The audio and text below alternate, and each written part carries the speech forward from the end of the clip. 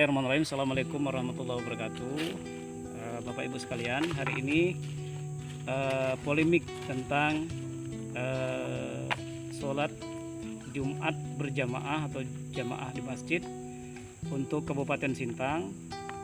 Kita ingin mendengar langsung penjelasan dari salah satu tim kesehatan. Umat bisa terbantu dan bisa memahami bagaimana kedepannya kita melaksanakan sholat Jumat maupun sholat berjamaah. Assalamualaikum. Waalaikumsalam warahmatullahi wabarakatuh. Kami ingin mendengar bagaimana kasus COVID-19 di Kabupaten Sintang sehingga kami bisa menentukan apakah kami bisa melaksanakan sholat Jumat atau tidak. Silakan. Oke, jadi begini, ini sekedar memberi pendapat saya ya, pendapat persoalan dipakai atau tidak itu tidak menjadi persoalan. Mungkin juga ada yang berpendapat lain, ya itu silahkan. Tapi kalau pendapat saya mengamati khusus untuk sholat berjamaah dan sholat Jumat ya. Kalau saya pikir di Sintang ini rasanya belum tepat kalau kita tidak melaksanakan sholat Jumat atau menghimbau tidak sholat 5 waktu di masjid secara berjamaah. Kenapa? Kita mesti tahu dulu, jangan samakan kota Sintang dengan daerah-daerah lain. Kita sebut saja yang paling dahsyat itu Jakarta. Kalau di Jakarta saya disuruh sholat di masjid pun saya nggak mau. Nah begitu. Kenapa? Karena kita tahu kondisi di Jakarta itu wabahnya luar biasa. Jadi kita nggak akan mau sholat di masjid atau berjamaah di Jakarta. Tapi beda dengan di Sintang. Di Sintang ini sampai hari ini Bupati juga sudah mengatakan Sintang ini belum ada kasus corona yang positif. Artinya masih kosong, masih nol, belum ada masalah, belum ada wabah. Tidak ada sama sekali corona.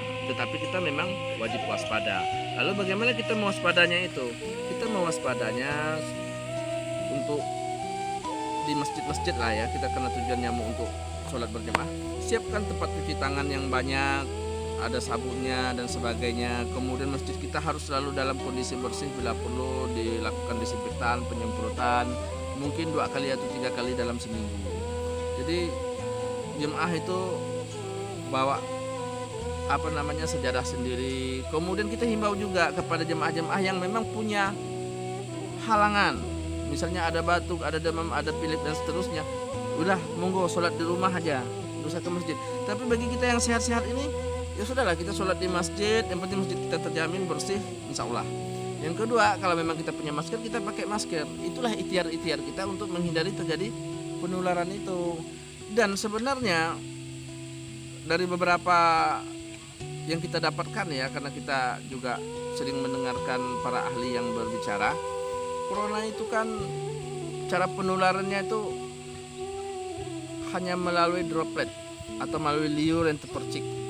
Liur yang terpercik itu mungkin bisa jadi di atas meja, bisa di lantai dan sebagainya. Lalu kita pegang, kita sentuh, kemudian kita nyentuh muka.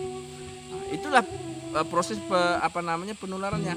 Makanya pemerintah selalu mengimbau cuci tangan, cuci tangan, cuci tangan. Karena kalau cuci tangan dengan sabun, virusnya udah nggak ada lagi, virusnya udah mati, kita aman. Tapi kalau kita tidak cuci tangan, kemungkinan virus ada nempel di sini, kita usap-usap muka. Disitulah pintu masuknya melalui mata, hidung, mulut. Hari ini kita lihat di sana sholat, di sini tidak. Nah, itu kita kasihan dengan umat itu, terbang-ambing. Umat jadi bingung. Ya, saya contohkan di Masjid Al-Mutakin, kami alhamdulillah diundang rapat, ada dokter, ada saya juga, ada teman-teman yang lain. Al-Muhajirin. Kami memberi pendapat. Silakan pengurus Al-Muhajirin itu memutuskan, jamaahnya memutuskan. Tapi alhamdulillah mereka kasih keputusan tetap lanjut sholat berjamaah, tetap lanjut sholat Jumat dengan catatan masjidnya bersih, cuci tangan ada di mana-mana. Jadi makmum atau jamaah yang mau sholat, sebelum masuk pintu masjid cuci tangan dulu. Itulah cara yang efektif untuk mencegahnya. Jadi kita, kalau saran saya sih jangan sampai meninggalkan. Mungkin itu yang bisa saya sampaikan. Tapi silahkan kalau berpendapat lain, ini kita bertukar pikiran. Baik Bapak Ibu sekalian, ini kita sedang berdiskusi dengan Pak Yustandi.